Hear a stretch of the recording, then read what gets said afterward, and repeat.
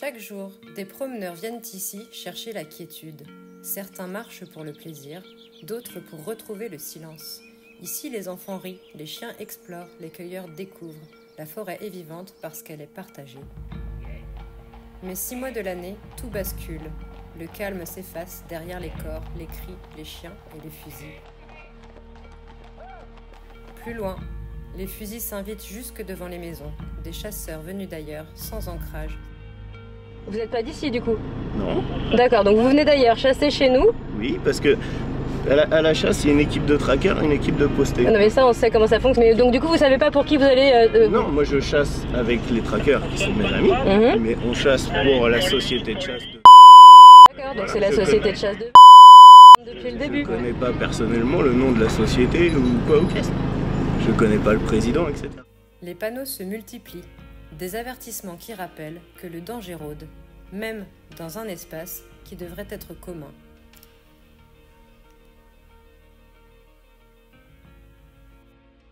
Même les cavaliers se sentent menacés, au point de descendre de cheval pour se protéger. Vous êtes descendu de votre cheval? Bah, c'était ma fille dessus, mais même avec les enfants à pied, je suis pas tranquille. Voilà, j'imagine bien. C'est des gros tarés. Ah bah oui, complètement. Voilà, attention à vous. Ouais. Bonne fin de journée, bon courage. Et parfois l'arrogance dépasse la violence, une parole grave, déplacée, comme si la domination ne s'arrêtait pas aux animaux. Ouais, pourquoi? Bah, faut pas le mettre en photo. Bah, on fait ça bien, monsieur, vous savez bien. On a l'habitude. Je sais pas si tu fais ça bien, on a jamais touché ensemble. J'aimerais bien. Voilà. Et toujours cette même question, qu'avez-vous contre la chasse? Donnez-moi un argument, pourquoi vous êtes contre la chasse? Parce que je trouve ça barbare et que je trouve que ça a pris sa place. Non mais donnez-moi. Non mais là vous trouvez ça barbare, c'est le seul argument? Ah bah, c'est barbare, c'est dans notre temps, ça n'a plus sa place dans nos forêts. Des véhicules saturent les chemins, la forêt devient territoire privé, interdit aux autres. Et les insultes remplacent le dialogue. Taisez-vous, d'accord.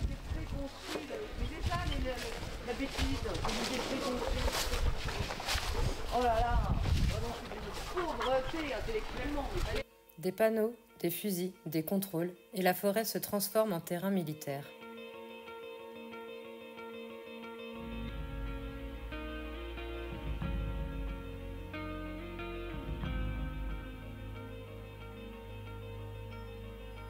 Des chasseurs se postent en face des habitations. Nous avons fait écouter à Bastien, militant pour les forêts primaires, des extraits de paroles de chasseurs. Et les sangliers sont nuisibles sur les ENS car ils détruisent tout. En fait, la chasse augmente le cortisol chez les sangliers. C'est l'hormone du stress. Et la récurrence de la chasse fait que ce stress devient chronique. Du coup, ça perturbe leur équilibre naturel. Il y a des mises bas précoces. Ça augmente ça multiplie même les portées. Et in fine, ça augmente la survie des marcassins. Vous rajoutez à ça l'agrainage, qui est l'apport massif de nourriture artificielle.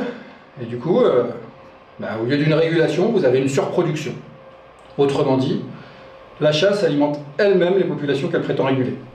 C'est une espèce omnivore qui est opportuniste, c'est-à-dire qu'un nid d'oiseau, peu importe l'espèce, il tombe dessus, il va la manger. Des bébés chevreuils, il tombe dessus, il va les manger. Bon, en dehors de la pertinence du sanglier qui mange des bébés chevreuils, ça reste paradoxal.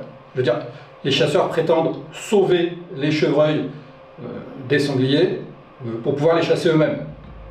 Il suffit pourtant d'un instant pour se rappeler ce qu'elle est vraiment, une forêt vivante habitée par la faune et les promeneurs.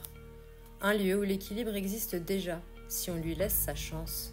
La forêt n'a pas besoin de conquérants, elle a besoin de respect et d'une promesse, rester vivante. La vraie tradition n'est-elle pas de protéger ce qui nous fait vivre ?